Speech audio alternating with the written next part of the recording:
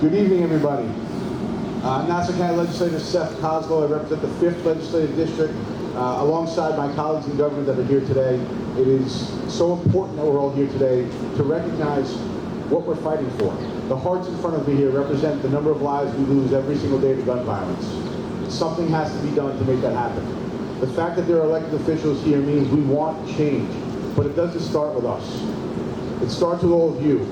And all the people here that are willing to stand up and fight back and fight for what you believe in and advocate for the ending of gun violence and making sure you hold us as your elected officials accountable, making sure we're here to hear what you have to say.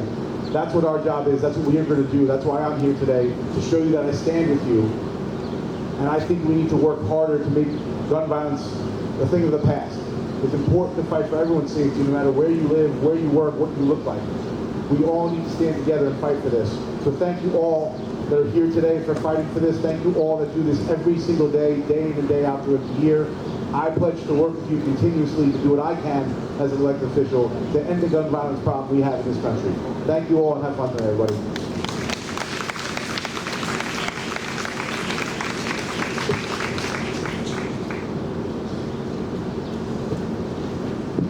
Again, give them a round of applause and all of our elected officials that take time to come here. At this time, it is my honor to introduce two remarkable individuals whose strength and purpose have truly turned pain into power.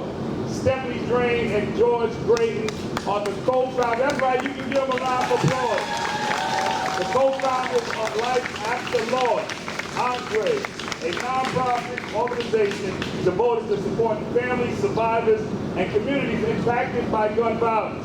Through their unwavering dedication, compassion, leadership, and tireless advocacy, they have become powerful voices for healing, justice, lasting change throughout New York State and more. Please give them a round of applause as they come.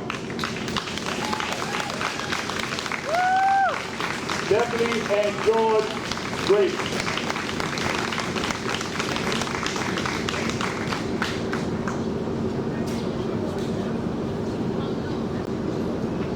Good evening, everyone. Can you hear me? Yes. Can you hear me in the back? Yes. All right. On behalf of Life After Lost A.N.D.R.E, let me begin by saying welcome to our community partners, elected officials, survivors, families, and all the communities impacted by gun violence. Your presence here tonight is powerful, and it reminds us that healing and change begin when we come together. We gather on this Wear Orange Gun Violence Awareness Day in one accord, united in remembrance, resilience, and action. We wear orange to honor lives, to stand with survivors, and to shine a light on the urgent need for safer communities. Wearing orange is more than a symbol. It's a call to action. It reminds us that every life matters and that through advocacy, education, and compassion, we can make a difference.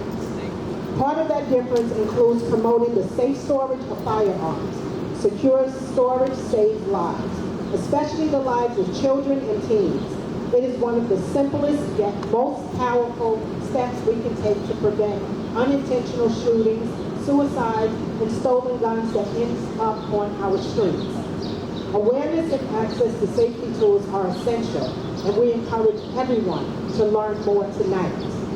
With all that being said, we have an impactful evening ahead. You'll hear from passionate advocates, courageous survivors, and community leaders who are driving change around the event. We've also set up tables with valuable resources, services provided by organizations and agencies, offering information, support, and tools to help protect and strengthen our communities. Please make sure you visit the tables.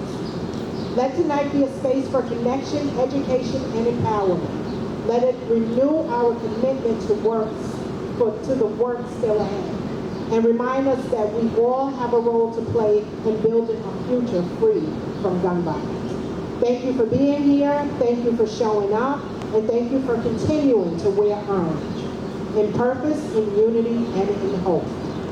Thank you.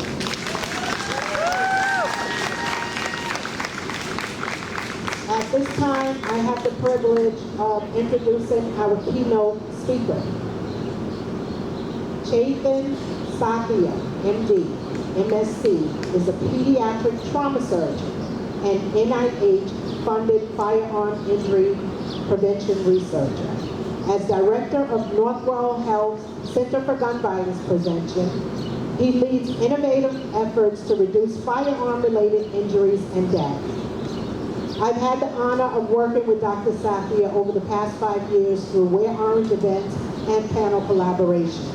His leadership and dedication to ending gun violence continue to inspire and drive change. Please join us in welcoming Dr. Sathya as he makes his way up to the stage. And his team.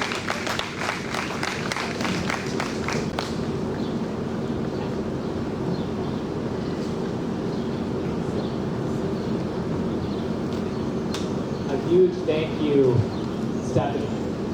Can you guys hear me in the back? All right, perfect. I'm just reflecting, we at Northwell, so Northwell, for those who aren't aware, is the largest health system in New York. We have over 100,000 employees. Back in 2019, we didn't know the first thing about gun violence prevention. We didn't care about it, and none of our doctors knew how to deal with it. As surgeons, we were used to just treating the patient with a bullet wound and forgetting about the rest. But in 2019, our leadership made a decision to take on gun violence at the same level that we take on cancer prevention and heart disease. And as a trauma surgeon, I was honestly shocked how many other healthcare leaders did not join us at that time. Healthcare has a responsibility to take this issue on. We cannot be in the business of just considering how to treat the patient. We have to be able to treat the whole community. And Stephanie has been absolutely instrumental in that journey. I met her back in 2020. Her story has not only moved myself and the team, but informed a lot of our strategy as a large health system on what we need to do. She's spoken multiple times at our medical school, with our physicians, with our administrators who didn't believe why this was important to them, and she has changed their mind. So a huge thank you to Stephanie.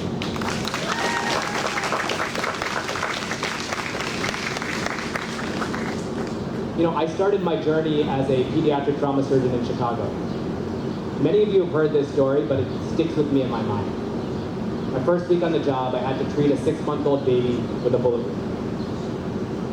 And I still remember this baby coming in, right, sitting in the back of a car, in a car seat, shot. Both fingers on the bullet wounds. And that family's expression, the horrific expression, because they're in there in the trauma they lived. And you can't help but think about your own kids, all the parents here, all the people that are impacted by this epidemic that does not need to exist. That girl survived, but she's disabled, paralyzed to this day. And unfortunately, it was not the last. We've seen countless kids with gun injuries in Chicago and now here in New York.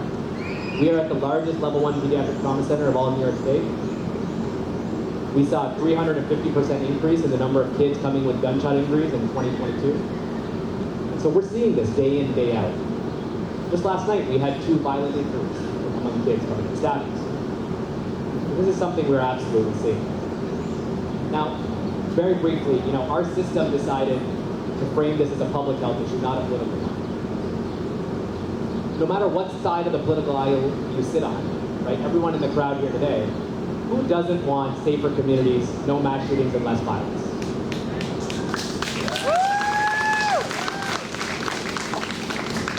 I guarantee you will not find one person anywhere in the country, no matter which side of the political aisle they sit on, that does not want that. But the solutions for how to get there might vary. And I know from a public health standpoint, we have to do a better job of meeting people where they're at with respect to the decisions they make, because there is a path forward. At Northwell, we screen every single patient for gun violence risk. We've screened over 300,000 patients now since 2019. It's part of our protocols. We screen for gun safety. We also screen for violence risk and work with many of you here to offer patients and kids life-saving violence intervention efforts. We're also the biggest employer in the entire state. The biggest driver, as you know, for interpersonal firearm homicide is lack of a job. We have had cases and instances where we are able to actually give kids jobs and get them out of a cycle of violence. I talked about this story earlier today, and I'm just going to end with this briefly. We had a 13-year-old girl that was shot in the chest about a few years ago, unfortunately passed away. And he became friends with her 15-year-old brother. He said he lives a life of hopelessness. Every time he goes home, he has nothing to look forward to. Most of his friends, family have been shot, killed, and he sees nothing for himself other than a life of violence. He came into the hospital, he shadowed us as surgeons, he shadowed nurses and administrators. Fast forward now for three and a half years, he's on his way to nursing school, and he brought 4 friends with him. So when people tell me that it's such a big issue to deal with, and that there's not that, small acts don't matter, I refuse to believe that, right? We see it day in and day out. There are tremendous reasons to be optimistic. As you know, gun violence rates in this country peaked around COVID. We've seen a drastic reduction in firearm homicide rates over the last 2 to 3 years, in large part because of community violence intervention work. And so there are tremendous reasons to be optimistic. And just looking out here, many of you I know, you have really inspired us as a health system to act because we are new to this. And so I want to sincerely thank you. I'm just going to briefly transition over here to my team, right? This is not a solo effort, this is a team effort. We have hundreds, thousands of physicians involved, healthcare workers across the system, our CEO, leadership all the way down. I'm going to have a couple team members speak about their experience because I think it's important. They have such a tremendous vantage. So maybe Lisa will start off with you and then Rich. Much shorter. So, can everyone hear me okay? Awesome. Hi everyone, I'm Lisa and I'm a senior program manager with our Center for Gun Violence Prevention team, and I really wanted to come up here and speak on a couple of different things. The first is that as someone who works sort of in the background in making sure that we system level, as well as being able to communicate and work with both community as well as on a national level, I want to say that I'm really, really inspired and proud to be here, to be able to work with everyone that's here. It's not something that is imaginable that could have happened, and the fact that 5 years we're into our journey as a center and seeing it from building it from the ground up to where it is now is really exciting. And I want to say thank you to each and every one of you who are out here, those who couldn't be here. Without you, we wouldn't be able to do what we do.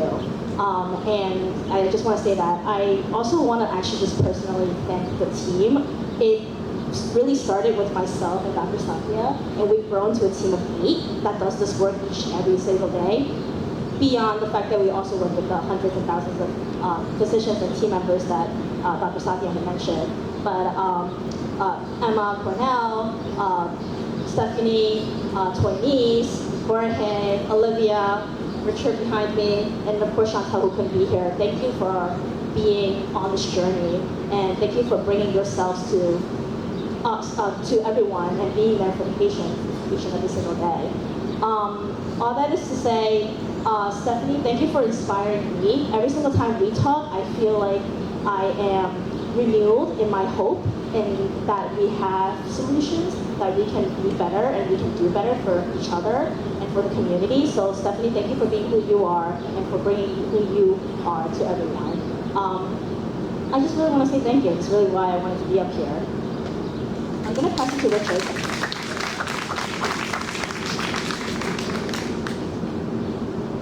Peace and blessings. I hope all is well with everybody here. My name is Richard Paul, and I am a community outreach representative and a hospital responder for Northwell Center for Gun Violence Prevention. So what does that mean?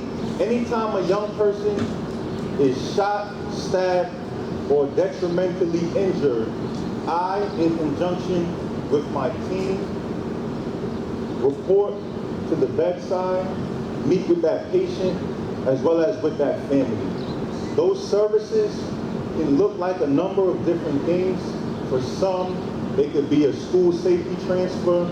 For others, it could be providing a helping hand in mediation and providing assistance with that young person re-entering society safely. And for others, it could just be somebody or a group of somebodies who are there to support them mentally and emotionally during what is arguably the most vulnerable times in their life. It is work that I am honored to do. But I don't just come to you today as a hospital responder. I come to you here as a community member as well. I grew up in a town about 20 minutes from here named Freeport, New York. I grew up throughout the neighborhoods of Freeport, Roosevelt, Uniondale, Hempstead, and if anybody is familiar with these areas, unfortunately, I have a countless number of names in my head that can be written on these hearts.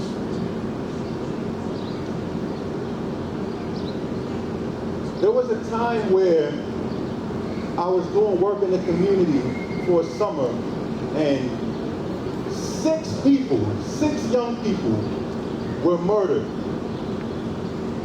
throughout a 90-day span. And I didn't really see a reaction from, like the news or the community. And that was heartbreaking for me because I had to work with a number of different kids from those communities who were heartbroken, right? Fast forward 3 years later, I'm very touched by the work that I see transpiring with all of our partner agencies, with all of you, all of our community members.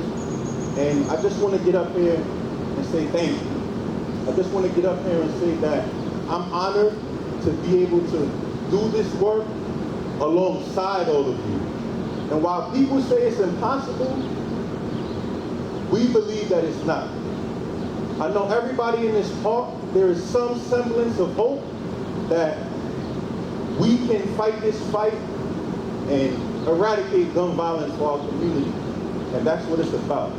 So today, I speak from a space of gratitude from our Center for Gun Violence Prevention and from our community. Thank you, and let us continue to tackle this crisis. Thank you.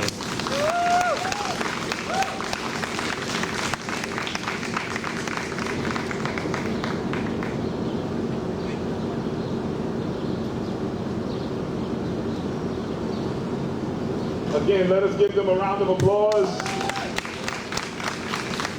At this time, we're just going to have a citation that's going to be presented to the founders, Legislator Olena Nix, and the legislators that are here are coming to do this presentation. Stephanie, can I just have you come, and George, can I have you come?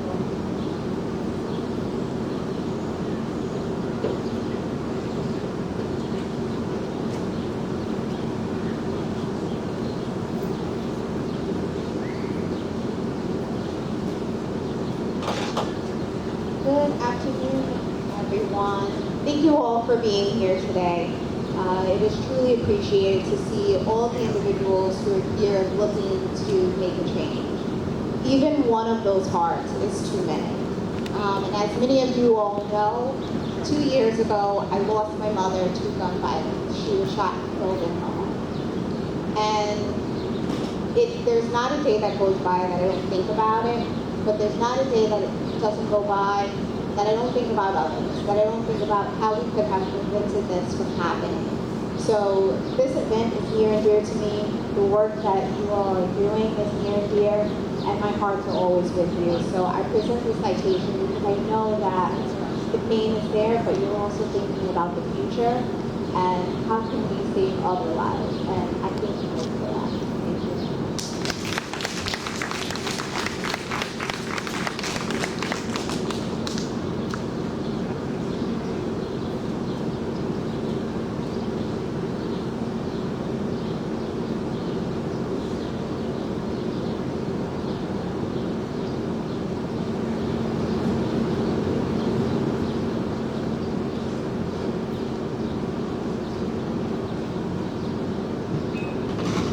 Again, let us give them another round of applause. Thank you so much for that citation. And also, you are in our hearts and prayers, Legislator, in letting us know about your personal story as a survivor. At this time, Long Island group of Moms Demand Action lead, and she's the leading lady. She's a great friend of mine and a friend to many. Put your hands together for Janet Goldstein. It sounds like somebody knows Janet out there.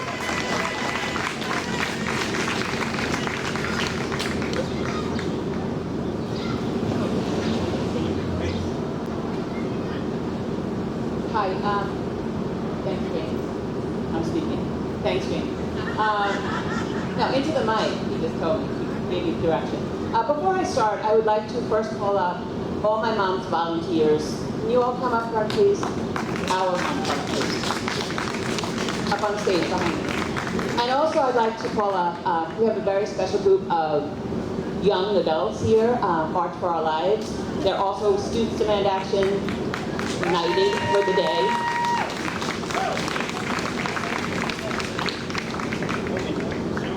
The reason why I'm calling these students from March for Our Lives is because I would say they're our future, but they're our present. And they're the ones that are getting killed. Some of the mass shootings grab headlines, but the shootings that are happening in our own communities might not, but they are just as vital and just as important. And that move all the way down. Thank you. So it's important that that they're recognized, and I thank you for all the work that you do. March for Our Lives. Moms Demand started after Parkland. March for Our Lives started after Parkland as well. And we work together as community partners to do what we can to disrupt gun violence, along with SNUG and so many of the other organizations that are here today. Stephanie mentioned the hearts down below. There are 120 hearts down there. Those 120 hearts acknowledge the amount of shootings, the amount of gun violence daily that happens, that kills our young adults. Unfortunately, that number is now 125 are killed by gun violence daily. Every year I go to A.N.D.R.E, but I can't put any more hearts down there. And our work is not done until there are no hearts down there. The statue that you see there was made by Manuel Oliver, whose son Joaquin Oliver was killed at Parkland. There are 4 of them. It's a student under a desk. You're welcome to come up and look at it. On top of the desk is etched some statistics related to gun violence. Moms Demand Action is threefold. One of the most important things we do is educate our communities on secure storage laws in New York State. It's called Be Smart. We have our table right over there, our Be Smart table. We go into school districts, we go to civic organizations. Some elected officials have had us at gun violence prevention forums, and we do what we can to educate communities on secure storage. One of the other things that we do is, many of us were in Albany a couple of weeks ago, advocating for gun sense legislation. One of the gun sense legislation bills that we're looking into is called Francesco's Law. Francesco is a young man from Long Island who died by gun suicide because of the bullying that he received because he was bisexual. His mother, Diana, is a constant advocate in Albany, and we work to bring up the secure storage laws to the gold standard that's held in California. For instance, right now the secure storage laws in New York State state that if there's anyone under the age of 18 in a household, guns have to be secured safely under lock and key or biometrically, with the ammunition stored separately. We want to make it so that in any household where there's a firearm, it has to be locked away securely. And that's one of the reasons, one of the things that we're advocating for in Albany. But to me, one of the most important things we do, and I'm going to wrap it up with this, but one of the most important things we do is support our survivors. We have a survivor network, and when we see someone like Stephanie and somebody like George that does what they do in our communities, we can't do anything but help support them and help them in any manner that we can. So thank you, Stephanie and George, for giving us the opportunity to be here and do what we can to help you. Thank you.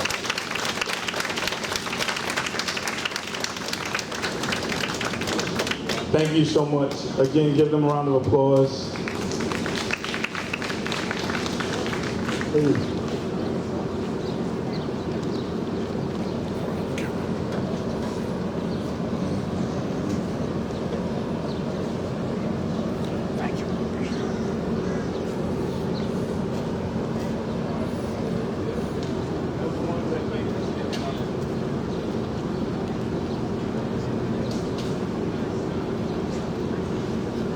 Again, give this hard-working team a round of applause.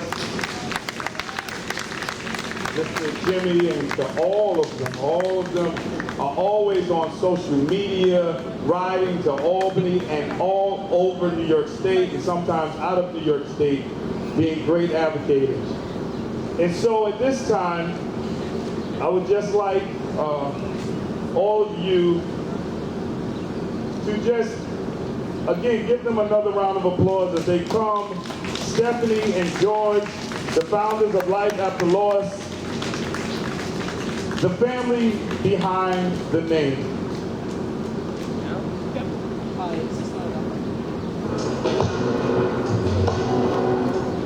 You can have all the money in your hands, all the possessions anyone can ever have, but it's our worth is treasure. True worth is only measured, not by what you got, but what you got in your heart. You can have everything. What does it mean? It all means nothing. If you don't stand up for something, you can't just hold the time. You got to walk that road. Yes, you do. It all means nothing. If you don't stand up for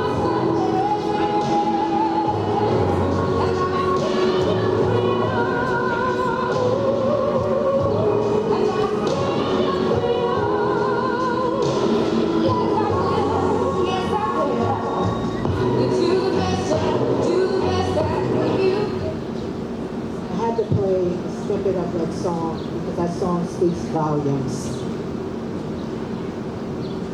Okay. I wrote this is our story. The family behind the name, Life After Loss Andre. We are George and Stephanie, the parents of Andre Grady. This is George, Andre's brother, and Debra, his niece. Thank you. Give us a round. This is more than just our story. It's our scar, our truth, and our ongoing testimony. It is the fire behind our continuous fight against the epidemic of gun violence. While the world celebrated new beginnings on January 1st, 2014, we mourned an end. The end of a life filled with light, promise, and potential. Our son Andre was taken from us by senseless gun violence. But a bullet doesn't just take a life, it tears through generations. It stole a father's pride, shattered a mother's soul, and broke our family into pieces that would never quite fit the same again. George, Andre's father, carries his grief quietly. You may not see it, but it's there. In every breath he takes, in every moment that should have included Andre. Andre's brother George fights silent battles daily. He didn't just lose a sibling, he lost his best friend, his confidant, his partner in dreams. Now the silence screams louder than words. Amber, she's not here, his sister, she lost her protector, the one who checked in with her at night, who always had her back. Some days she stands strong, other days the ache is simply too loud to silence. Zaira, his niece, was just 8 years old. Grief doesn't wait for age. She remembers the laughter, the hugs, the way he made her feel safe. Not just like an uncle, but like a second father. Her memories are now treasures she holds close, boldly share to keep his memory alive. And Andre's only child, just 16 months old when his father was taken. But those 16 months were full of love. Andre didn't just become a father, he embraced it. Late night feeding, stroller walks, holding his son like the whole world rested in his arms. DeAndre may not remember, but his spirit carries the imprint of a father who loved him with everything he had. Andre was more than a name. He was a laughter, light, and love. A son, a father, a brother, an uncle, a friend, and now a legacy. We say his name, Andre, not just in memory, but in movement, not just in grief, but in power. Welcome to Trigger Nation, where dreams are buried before they bloom, where life ends with the pull of a trigger. A nation where pain travels from porches to playgrounds, from classrooms to courthouses, where healing feels just out of reach. We speak up and we speak out against gun violence in all its forms. Intentional shootings, unintentional tragedies, suicides, mass shootings, every funeral, every headline, every name, to each one we say enough. From the ashes of our pain, we found our purpose. We made a vow that grief will not have the final word. We turned hope, hurt into hope, pain into purpose, and created Life After Loss 100, which stands for the ability to navigate depression, recovery, and empowerment. Named after our son and built for families like ours. For every mother shattered by silence, every father left holding memories instead of hands, every sibling struggling with invisible pain while the world just keeps moving.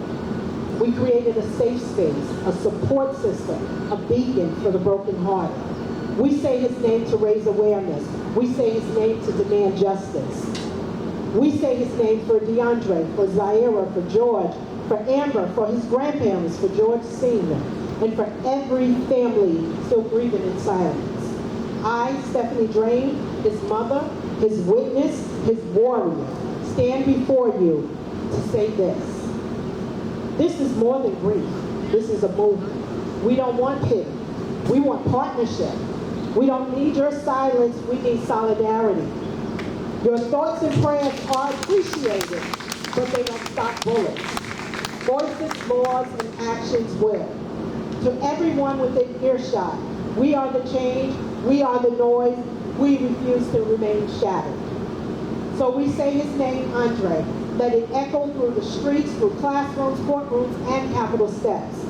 Let it wake a sleeping nation. Let it remind the world, though we lost him to a trigger, his legacy pulled no punches. Andre lives in our purpose, in our passion, in our fight. And that will never die.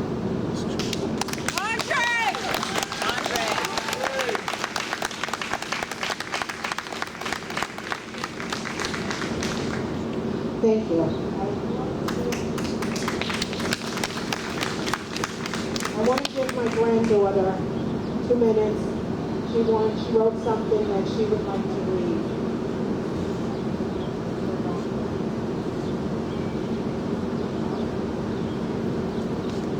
Please make her feel supported.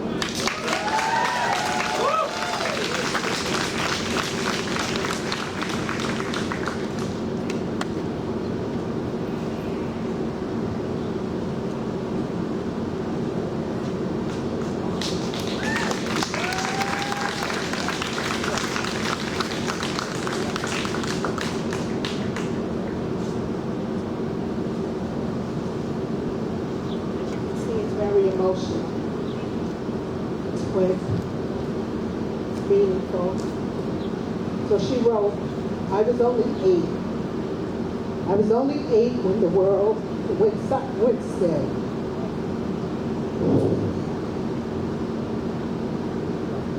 When gunfire stole what love can't fill. My uncle's laugh, his warm embrace, gone in a flash without a trace. No child should learn what silence means, when screams replace their childhood dreams. I held my pain year after year, learning to speak what no one wants to hear. Now I'm 19, and I stand tall for him, for me, for justice for all. He's not just a name lost in the night. He's my reason, my voice, my fight.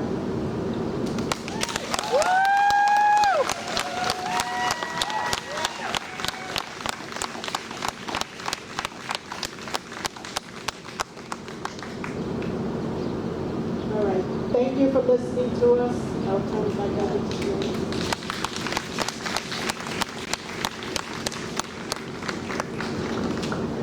Again, we send our prayers continuously with this family, and we thank you for all that you continuously do. So I was thinking, you know, I don't really tell the story that I'm a survivor, but it still affects me in a great way. You know, sometimes we feel as men we shouldn't get sad. Sometimes we feel like we shouldn't cry. That's kind of how we feel sometimes. And sometimes we feel like all of us never need a counselor. And so what is my story? As this young lady just spoke a little bit about having to be a child at 8 years old, and her dad was snatched away. We hear it time and time again through different acts of violence, gun violence. Janet said there's 125, right? 125 a day. Can we do more? We can always do more. But what is my story? My story, I try to smile through the pain, but I remember getting a call one night that there was some shooting, and I think that your nephew may have been part of it. I said, what, my nephew? I know that I've been through this before with two of my nephews that have been shot. This one was a bit different. They said, hurry up and get there, hurry up.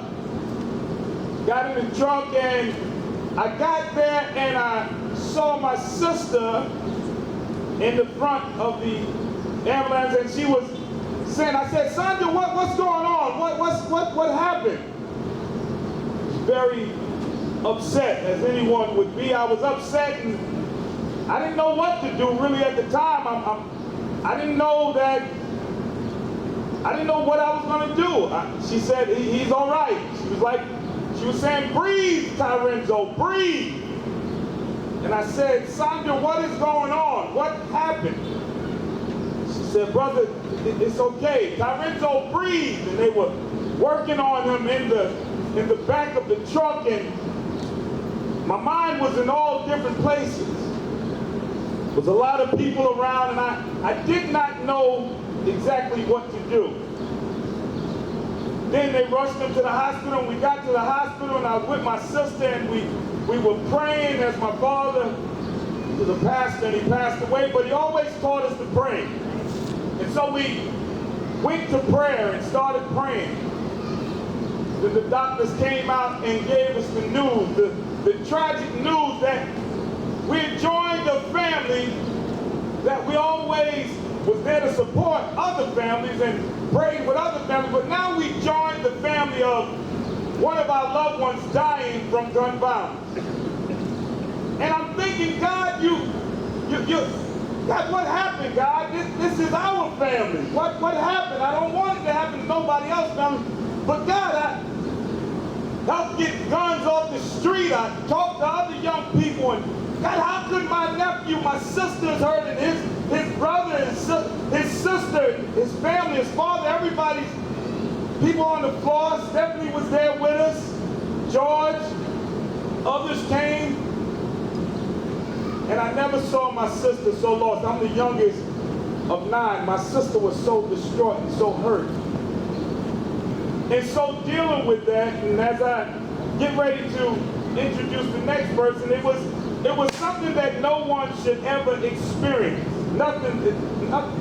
someone that no one should ever experience, gun violence and what it do, the traumas. You think you will be okay.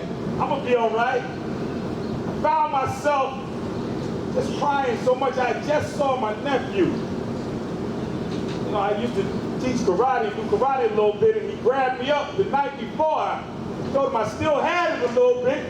Don't get kicked. And yet now he was gone, so my memory was that I just embraced him, and now my nephew is gone. God, how do you allow this to happen?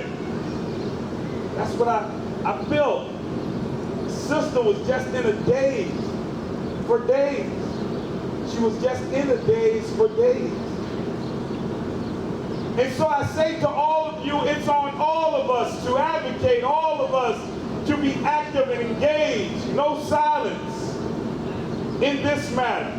We must all call, text, write letters, show up at different offices to let people know, no matter what party you're in, that you have to work on legislation that will help eradicate gun violence and any form of violence. I don't care what party you're in. You must put bills in place that will help create the change that we need. That's why Moms Demand Action and SNUG and so many other organizations travel around the country and telling our elected officials. Some people would say it just makes sense. And some would say some just don't have sense. And so I say to each and every one of you, let us continue fighting to eradicate these different forms of violence. At this time, you know, I thought that I didn't know what suffocating it was until this young man came that I'm introducing now. He came and he said, let's just take a walk. I never went to a counselor. He is a counselor, he's a friend, I grew up with him, and he said, let's just take a walk. And he was letting me know that I was suffocating all of the pain that was inside. Mom just died, then my nephew got killed, and then my father died. But I want to introduce him to all of you. Keon Cooper, MSW, MUA, CASACT. Keon Cooper is a social worker from Long Beach, New York, with a master's degree in social work from Stony Brook University and Urban Affairs from Queens College. He is accredited. Also, he's a substance abuse counselor and currently pursuing a master's in public administration, specializing in healthcare management. Keon is a clinical supervisor at St. Joseph OT in Jamaica. Give him a round of applause. Working with individuals, occurring disorders and substance abuse group leaders at Nassau University Medical Center. Again, let us give this great young brother who's calm, he's been calm his whole life, and I'm happy that he helped me get through my trauma and what I was going through. Let us give Keon a round of applause.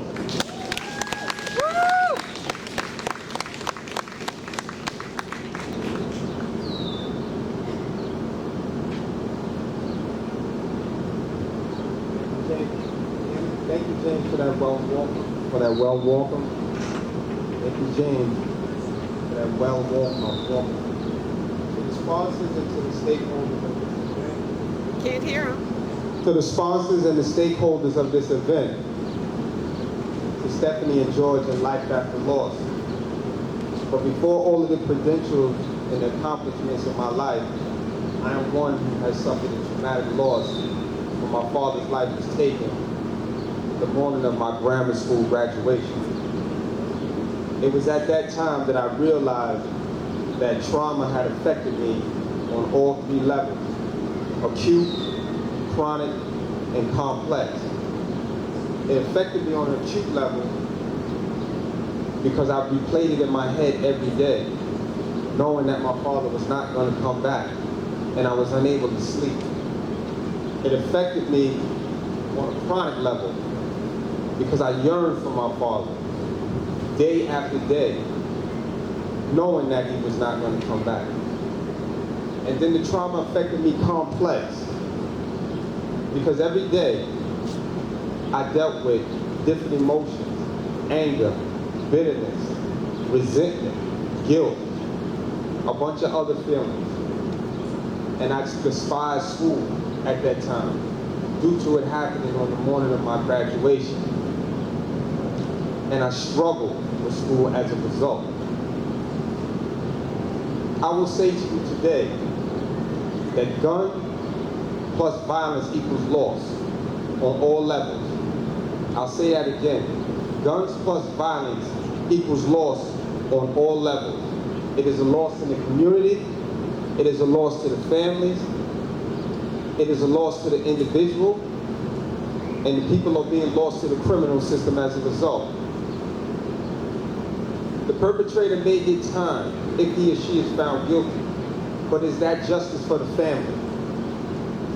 That is an argument for debate and will be one for years to come. I will say that violence is senseless and it creates and keeps a vicious cycle. Now, as you look around, as I'm looking around, people are not showing it, but you see pain, you see sadness, grief, resentment, bitterness, loss, shame, and a bunch of other feelings that are going on. This brings me to say that gun violence is a public health issue, and it's a social determinant of health that needs to be addressed today and forevermore. Gun violence has no color barrier once it is set in motion. It eliminates the elderly, it causes death to our children, and it invades the space of the innocent. It changes the family dynamics forever. So I close saying to you all, looking back on history, that there was a time when we were going through what we were going through today. And there was a lot of questions asked. And there was a lot of concerns from the people. And it was on the 25th day in the month of January in 1961, the late great John F. Kennedy stood up and he looked into a crowd on his inauguration speech. He looked into a crowd of despair and looking for hope. And he quoted, and I say to you, my fellow Americans, ask not what your country can do for you, but ask yourself what you can do for your country. So I borrow those small two sentences today, and I say to you today, all of you assembled today, Nassau County, ask not what your county can do for you, but ask yourself what you can do for Nassau County as it pertains to violence. Because we individually and collectively can tackle this if we address it, hold each other accountable, and put forth action. And it is then, and only then, will we see peace, stability, and support in our communities, in our county, in our country, and in our world. Thank you for your time.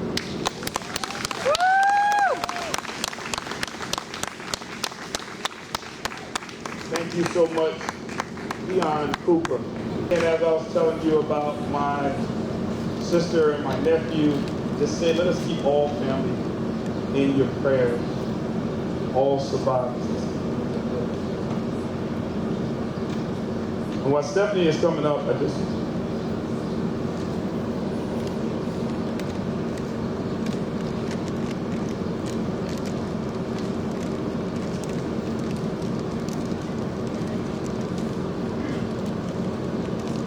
okay, at this time, Not Another Child organization is coming at this time. And again, give them a round of applause. Not Another Child.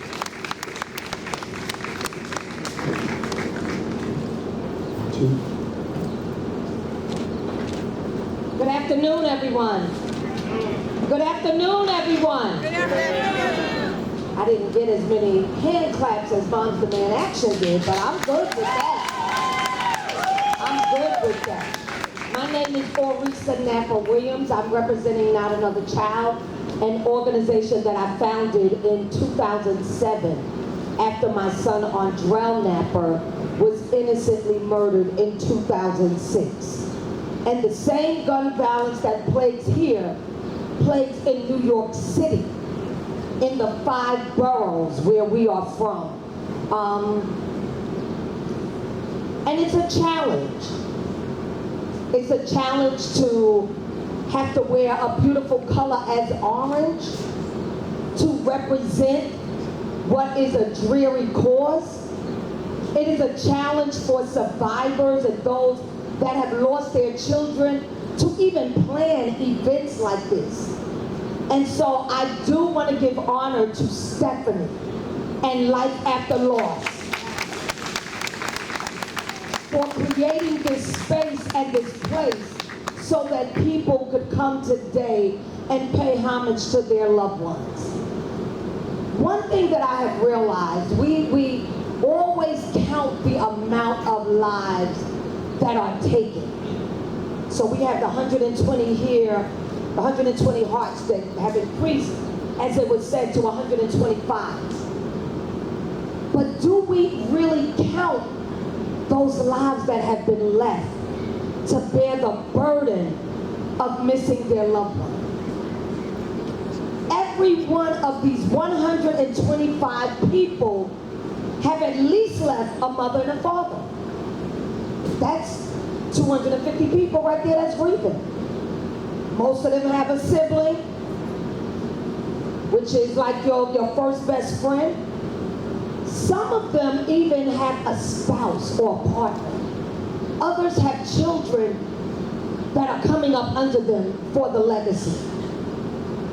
I think the difference in the work that Not Another Child and Life After Loss does is great because it takes on the burden of at least 5 times as many people for each person that is murdered.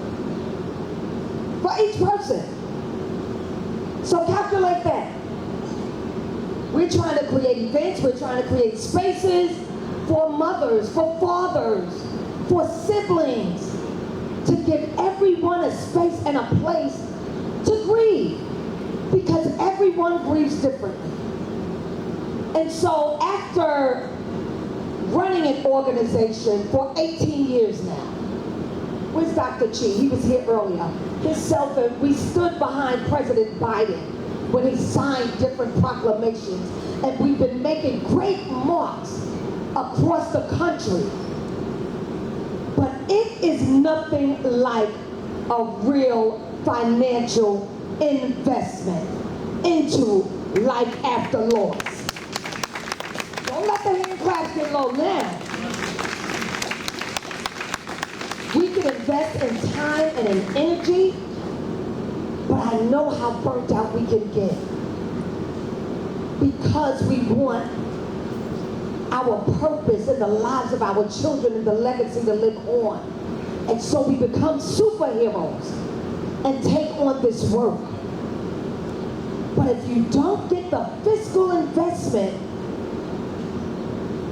to level up the work, like a SNUG, like the crisis management system in New York City, where we have 35 different sites that are doing phenomenal work.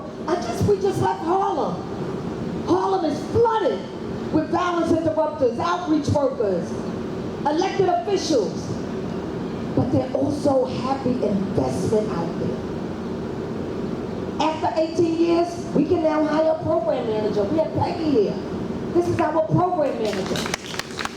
We have outreach workers, we have Pat, and a few more. And their role, because survivors offer a continuum of services. We don't meet you at the hospital and then come to the funeral and then call you back years later or run into you in the street. We are there for you. For memorials, for transition days, for birthdays. But it takes support to buy balloons, to buy candles, to get off a Zoom with support sessions and get a space and have food to be able to have that fellowship and give that hug. And so today, I'm just here to push the button. I know we all have stories. We've all talked about our stories. Peggy is from out here in Queens. Her son Justin was murdered out here. Pat's daughter Sierra. But we have to level up. Community violence has existed way before it has been in any newspaper. Way before it has been on any radio. Way before any school shooting. And not to belittle anything else, but community violence has to be amplified just as much. And I'm grateful for Moms Demand Action using their stage and their platform to make sure and assure that legislation is pushed through while we're doing the work in our communities with our people. But I want to make sure that you don't forget that Life After Loss isn't a business. It is an organization. Of course it has passion, of course it has purpose, but with that comes responsibility. And there are too many families in Long Island for Stephanie not to get the fiscal support that she should. I don't know of any other survivor organization. And mind you, I've started a CVI, a Community Violence Intervention National Survivor Network, where we have hundreds of survivors from all over the country to create a space where we can talk about the biases that we face as Black and brown communities when it comes to gun violence. But in Long Island, Stephanie and Life After Loss is holding this space down. I am counting on all of you that are here. All of you that are partaking in this space and in this time. Whether it is today, and bro, I need you to get Stephanie's Zelle, Stephanie's Cash App, however Life After Loss receives donations, we're gonna let you all know today. And I ain't got to get many hand claps, I just need a few of y'all. And whether it's today, whether it's tomorrow, or next week, we need to not donate, we need to invest in healing and in assuring that our families are safe. Thank you so much for this opportunity, Stephanie. I appreciate you. Thank you so much. Again, give them another round of applause. Those are 3 survivors doing the work around the country. At this time, I would just like to say also, everyone know the purpose today is clear: to honor victims and survivors. We raise critical awareness about the devastating impact of gun violence in our communities, call for an end to gun violence in all its forms, including domestic violence, suicide, and community violence, and to promote tangible action towards a safer future. Again, give Life After Loss another round of applause.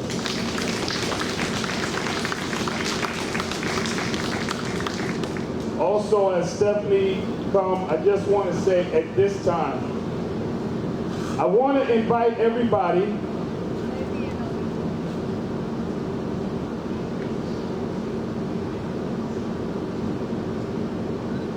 at this time, I invite everyone to join us in a moment of silence to honor all those whose lives have been stolen or forever altered by gun violence. Let us hold them in our hearts and commit to building a world where such tragedies are no more. Can all of you take a moment of silence at this time?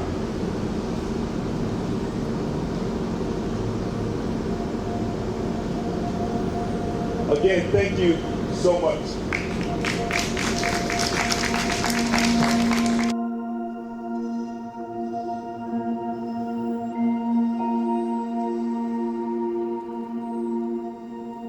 you.